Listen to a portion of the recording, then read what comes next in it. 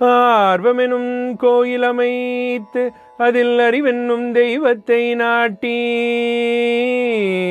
அகங்காரமெனும் ஆணவத்தை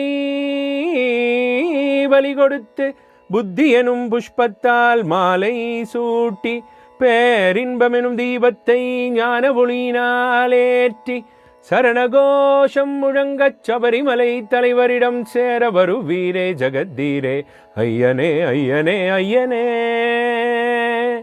நீ அச்சங்கோவில் அரசனாய் ஆரியங்காவில் ஐயனாய் குளத்தூரிலே குழந்தையாய் எருமேலியில் தர்மசாஸ்தாவாய் சபரியில் தவஸ்வரூபனாய் அவதாரம் கொண்ட ஐயனே ஐயனே ஐயனே ஐயனே ஐயனே ஐயனே.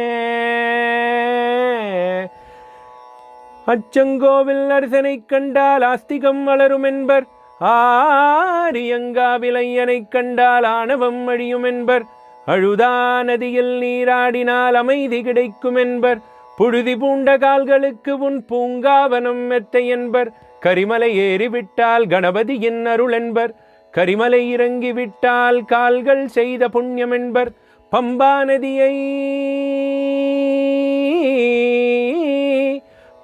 நதியை அடைந்து விட்டால் சகல பாவங்களும் தொலையும் என்பர். ஐயனே ஐயனே ஐயனே ஐயனே ஐயனே ஐயனே.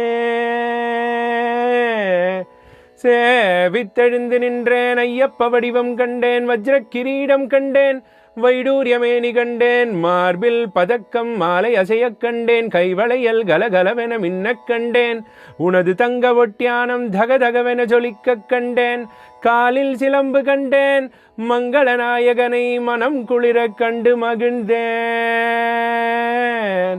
மங்களநாயகனை